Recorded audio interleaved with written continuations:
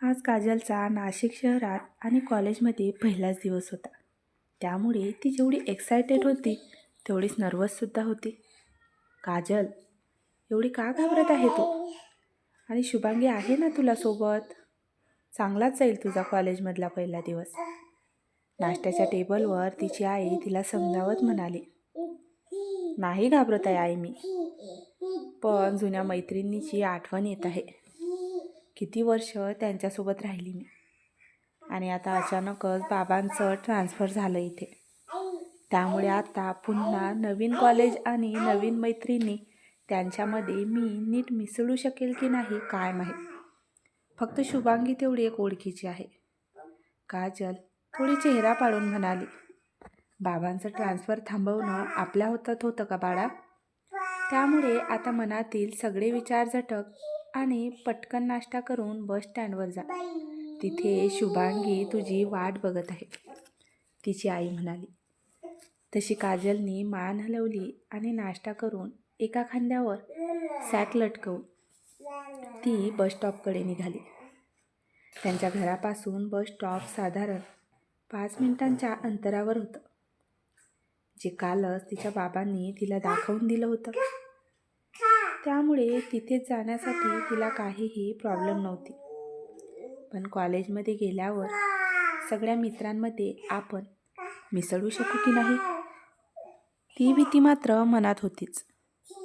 या विचारातच काजल बसस्टॉपवर पोहोचली, जिथे शुभांगी आधीच तिची वाट बघत होती. काय झालं? चेहरा का पडलाय तुझा? शुभांगीने तिला बघताच विचारले. नाही, ते असंच. काजल मात्र तिला टाळत बोलली. काजल, मी आहे ना तुझ्यासोबत, कशाला घाबरत आहे तू? आता शुभांगीने तिच्या खांद्यावर हात ठेवला. बस कधी येईल? इथे काजलने मात्र विषय बदलत विचारले. येईलच 5 मिनिटात, पण हा, बसमध्ये जरा सांभाळून, कारण ही अख्खी बस कॉलेजच्या मुलामुलींनी भरलेली असते. आणि याच संधीचा फायदा ही आगाऊ कार्टे घेतात. म्हणजे ती मुलींना नको त्या ठिकाणी स्पर्श करण्याचा प्रयत्न करतात. त्यामुळे जरा सांभाळून, शुभांगी तिला समजावत म्हणाली. तसा काजलने डोक्यालाच हात लावला आणि मान हलवली. आधी ज्या शहरात राहत होती तिथे तिला असा बसने वगैरे प्रवास करण्याची काहीही गरज पडली नव्हती, कारण तिच्या घरापासून कॉलेज हे फक्त 15 मिनिटांच्या अंतरावर होतं. त्यामुळे ती पायीच जात होती. पण आता इथे कॉलेजला जाण्यासाठी त्यांना साधारण पाऊण तास लागणार होता. त्यामुळे बसशिवाय दुसरा पर्याय नव्हता. रिक्षाने जावं तर भाडं खूप जास्त लागणार होतं. त्यामुळे बस हा पर्याय त्यांच्यासाठी योग्य होता. शेवटी बस आली आणि बसस्टँडवर उभ्या असणाऱ्या सर्व मुलामुलींनी आत चढण्यासाठी धाव घेतली. काजल मात्र तिथेच उभी राहून आश्चर्यचकित होऊन त्यांच्याकडे बघत होती. काजल, तिथे काय उभी आहेस? चल आत. शुभांगीने तिला त्या गर्दीतून हाक मारली. तसा काजलने बारीक चेहरा केला आणि आता ती सुद्धा सॅक घट्ट पकडून त्या गर्दीत घुसली. शेवटी 4-5 मुलामुलींचे कोपर खाऊन ती बसमध्ये चढली. पण बसमध्येच कुठे तिला शांत बसायला किंवा उभं राहायला मिळणार होतं. जेवढी गर्दी खाली होती त्यापेक्षा कितीतरी पटीने त्या बसमध्ये होती. व्यवस्थित पाय ठेवायलाही जागा नव्हती. त्यामुळे आता तर काजलचा मूड जास्तच ऑफ झाला. आजूबाजूला मुलींसोबत काही मुलंही होते. ते बघून काजलला खूपच विचित्र वाटत होतं. पण कदाचित इतर बसमध्ये उभ्या असणाऱ्या मुलींना त्यांची सवय झाली होती. त्यामुळे त्यांच्या चेहऱ्यावर तिला कुठलीही वेगळी रिॲक्शन दिसत नव्हती. इथे शुभांगी तिच्यापासून थोड्याच अंतरावर उभी होती आणि काजलचा चेहरा बघून तिला चांगलंच कळत होतं की यावेळी ती काय अनुभवत असेल. तिने डोळे बंद करूनच तिला दिलासा दिला आणि इथे काजलने एक उसासा सोडला. तेवढ्या समोरच उभ्या असणाऱ्या मुलावर तिची नजर गेली, जो तिच्याकडेच बघत होता. त्याला स्वतःकडे असं घुरत बघताना पाहून तिने त्याला डोळे वटारले आणि बिचाऱ्याने त्याची नजर दुसरीकडे वळवली. पण 5 मिनिट झाले असतील की पुन्हा काजलला तो स्वतःकडे बघताना दिसला आणि आता तिचा पारा चढला. पण एवढ्या गर्दीत ती त्याला बोलणार तरी काय, त्यामुळे गप्पच राहिली. पण खाली उतरल्यावर मात्र त्याला चांगलीच त्याची नाणी आठवण करून द्यायची तिने मनात नक्कीच ठरवलं होतं. असे 40 मिनिट निघून गेले. तो मुलगा एकटक काजलकडे बघत होता आणि तोच काय, अजून बरीचशी मुलं होती त्या बसमध्ये ज्यांची नजर काजलवर होती. कारण पहिलं म्हणजे ती सुंदरच तेवढी होती आणि दुसरं म्हणजे आज या बसमध्ये ती पहिल्यांदा सगळ्यांना दिसत होती.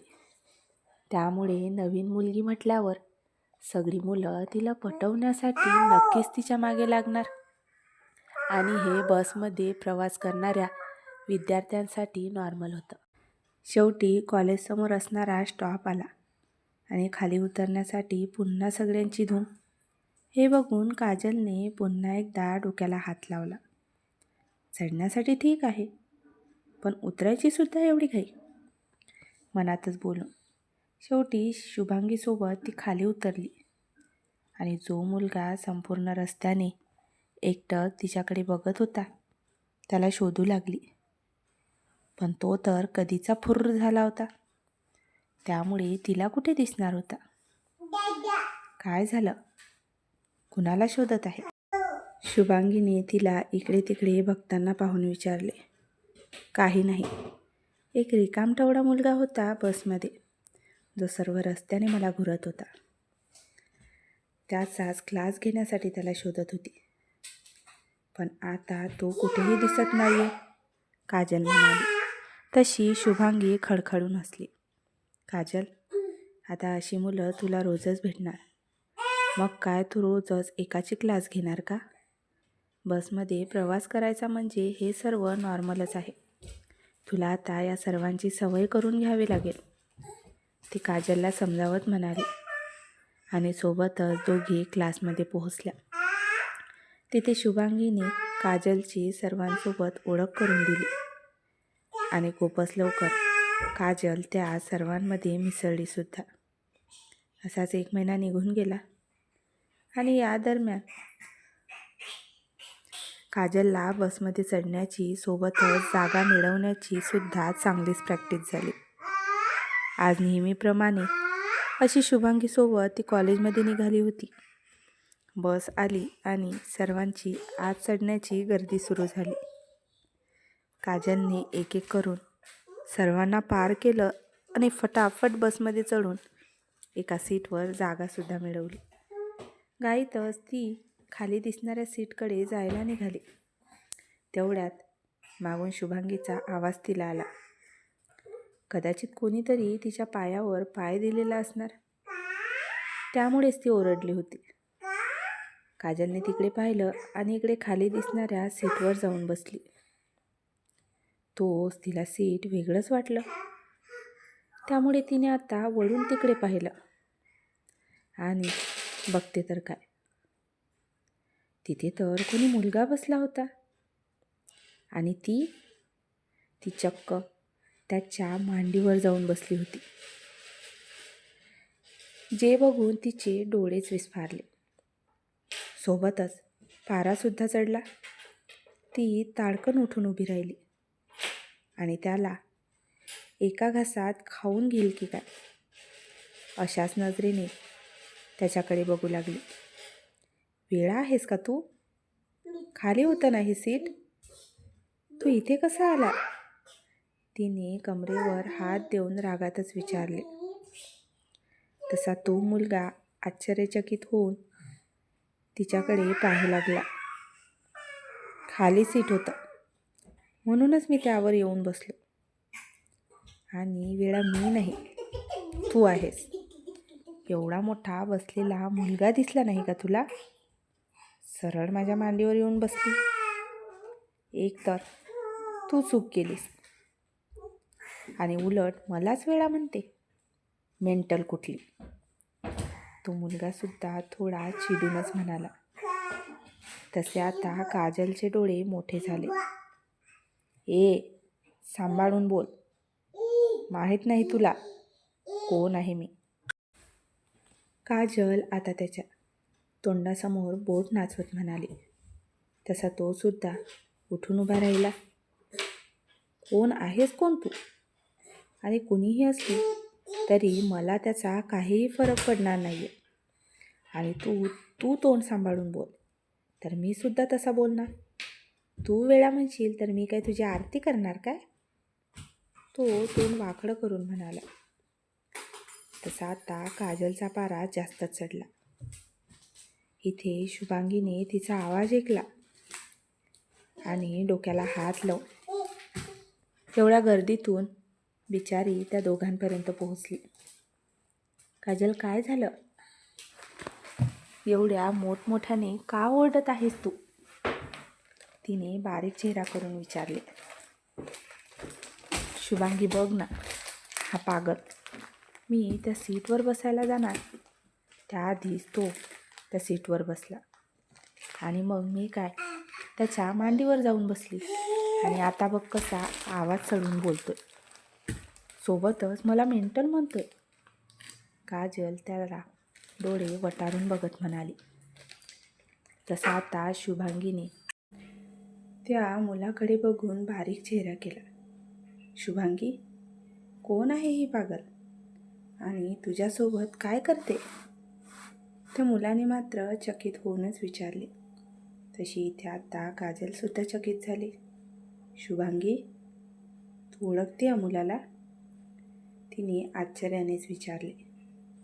हो, ओळखते. काय, बेस्ट फ्रेंड आहे माझा तो. काही दिवस गावी गेला होता, आजच परतला आहे गावावरून. आणि तू ही काजल आहे, माझ्या मामाची मुलगी. नवीन कॉलेज जॉईन केलं आहे, शुभांगी हळूच म्हणाली. तसा काजलने एक सुस्कारा सोडला आणि डोळे मिटकावत त्याच्याकडे पाहू लागली.